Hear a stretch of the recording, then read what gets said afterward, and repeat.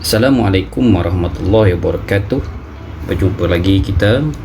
Tajuk kita kali ini ialah dalam tata bahasa. Itu dia tajuk kita. Bahasa Malaysia Tata Bahasa, mengenal jenis-jenis ayat. Murid-murid boleh menggunakan video cikgu ini sebagai rujukan kepada murid-murid sekalian ya. Selamat belajar. Kita lihat sama-sama apakah kandungan video cikgu kali ini. Seperti yang murid-murid ketahui, ada 4 jenis ayat, iaitu ayat penyata, ayat tanya, ayat perintah dan juga ayat seruan. 4 jenis ayat ini biasanya akan keluar di dalam soalan peperiksaan dan biasa kita gunakan semasa aktiviti pembelajaran. Mari kita lihat penerangan keempat-empat jenis ayat ini di paparan seterusnya. Yang pertama, ayat penyata. Ayat penyata ini adalah ayat yang dibuat untuk menyatakan satu penyataan. Ayat penyata tidak mengandungi atau tidak ada kata tanya atau tanda tanya, dan tidak ada kata seru ataupun tanda seru, serta kata perintah. Apakah itu kata perintah? Nanti kita akan belajar apakah itu kata perintah. Apabila tidak ada ketiga-tiga kategori ini, 1, 2 dan 3, maka bolehlah kita kategorikan ayat itu sebagai ayat penyata. Ayat penyata tidak membawa maksud tanya, tidak membawa maksud seruan dan tidak membawa maksud perintah. Okey, murid-murid, senang saja ya untuk ayat penyata. Tidak ada 3 ini, maka ia adalah ayat penyata.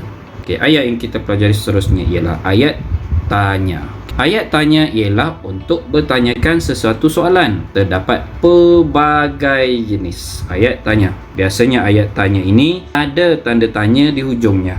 Lihat di situ cikgu dah tunjukkan pada manakah bentuk tanda tanya.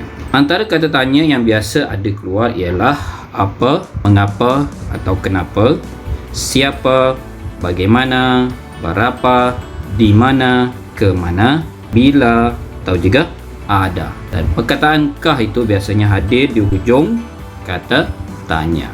Apakah, mengapakah, kenapakah, siapakah, bagaimanakah dan selainnya. Contoh untuk ayat tanya cikgu berikan di sini ada 2, kerana ada 2 jenis bentuk ayat tanya. 1, ayat tanya dengan kata tanya, dan yang kedua ayat tanya tanpa kata tanya. Kita lihat ayat tanya dengan kata tanya. Yang pertama, di mana kamu tinggal? Di manakah itu ialah kata tanya, mana hujungnya ada tanda tanya. Manakala yang kedua, tidak ada kata tanya di situ, yang ada cumalah tanda tanya. Oleh itu, intonasinya juga ialah ayat tanya. Kamu sudah makan? Itu ialah intonasi ayat tanya. Senang saja kan murid-murid untuk mengesan ayat tanya. Ada kata tanya, yang pasti mesti ada tanda tanya. Untuk yang ketiga. Yang ketiga, kita dapat lihat ayat perintah. Ayat perintah digunakan untuk menunjukkan arahan. Kata perintah yang biasa digunakan di dalam ayat perintah ialah tolong, minta, jangan, usah, sila, harap, jemput dan ditambah dengan perkataan lah. Okey, lihat contoh di bawah. Jemputlah menikmati hidangan ini. Jemputlah menikmati hidangan ini. Senang saja kan? Jemput itu ialah kata perintah. Apabila kita melihat kata perintah ini ada di dalam satu ayat itu, maka ia dikategorikan sebagai ayat perintah. Okay, mudah saja kan murid-murid? Pergi kepada paparan seterusnya, ini ialah ayat perintah.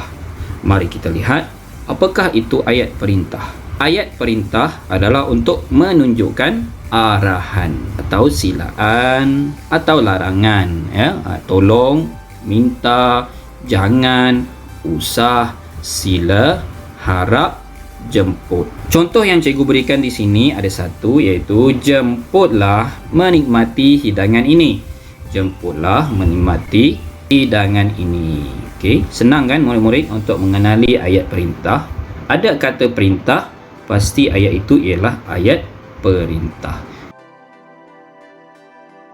Kita pergi seterusnya yang keempat, iaitu ayat seruan. Ayat seruan ialah untuk menyatakan perasaan kita, perasaan orang yang terbabit dalam ayat tersebut. Ya, biasanya ayat seruan mesti di hujung ni disertai dengan tanda seru, ya. Mesti disertai di hujungnya tanda seru. Murid-murid boleh lihat di hujung setiap ayat seruan mesti ada tanda seru.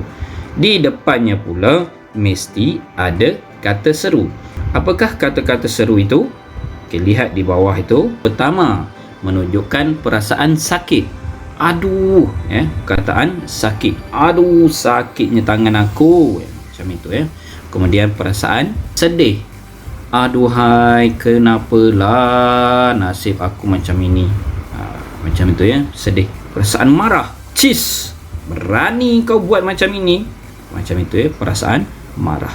Tidak setuju pula kita akan gunakan perkataan aku tak peduli. Untuk menunjukkan perasaan hairan atau kagum, kita boleh menggunakan perkataan amboi, cantiknya. Wah. Untuk perasaan terkejut pula ialah ya betul. Macam itu, ya, terkejut. Untuk menegur seseorang, kita akan menggunakan perkataan hai, khabar. Macam itu, ya. Seterusnya, untuk menunjukkan perasaan terkejut, hairan, gembira dan juga mengharap, kita boleh menggunakan perkataan oh. Okey, lihat oh di sini boleh diletakkan di dalam banyak situasi. Situasi ini bergantung kepada ayat itu pula. Kita lihat ayat terkejut bagaimana. Oh, hebatnya. Perkataan untuk menunjukkan perasaan hairan. Oh, ada UFO. Hairan, ya. Ya betul. Perasaan gembira. Oh, hebatnya. Akhirnya aku menang juga. Macam itu, ya. Perkataan untuk menunjukkan perasaan mengharap biasanya digunakan untuk doa atau sebagainya. Contoh, oh Tuhanku. Okey, itu ialah situasi-situasi di mana kita menggunakan perkataan atau kata seru, ya, di dalam ayat seruan. Di sini cikgu ada sediakan sertakan satu contoh. Wah, kacaknya pelakon dari Korea itu. Wah, kacaknya pelakon dari Korea itu. Okey, kita ada kata seru di hadapan, diikuti dengan tanda koma dan juga ayat penuh selepasnya. Dan akhir sekali ada tanda seru. Okey, tanda seru sangat penting. Okay, ini ialah cara-cara kita mengenal ayat seruan. Okay, senang saja kan murid-murid? Tidak banyak syarat ataupun sifat untuk kita mengenali sesuatu ayat ini. Senang saja. Ada 4 jenis ayat dan setiap ayat itu mengandungi sifat-sifatnya yang tersendiri yang sangat senang untuk kita kenali. Ya, contohnya tadi kita ada ayat penyata dengan sifat yang berlainan dengan 3 jenis ayat yang lain ini tadi. Kita ada ayat tanya dengan tanda tanyanya, dengan kata tanyanya. Kita ada ayat perintah dengan kata perintah. Dan kita ada ayat seruan dengan kata seru dan tanda serunya. Okey, sangat senang dikenali, ya murid-murid. Aktiviti kita yang terakhir pada hari ini, cikgu sediakan satu latihan mudah untuk murid-murid cuba di rumah. Aktivitinya ialah murid-murid boleh padankan ayat-ayat di bawah dengan jenis-jenis ayat yang telah cikgu sediakan. Murid-murid boleh cuba dan lihat penguasaan murid-murid dalam pembelajaran kita pada kali ini. Cikgu berharap video ini dapat memberikan manfaat kepada murid-murid semua yang menonton. Hingga jumpa lagi di video yang seterusnya. Assalamualaikum dan selamat berjaya. Bye-bye.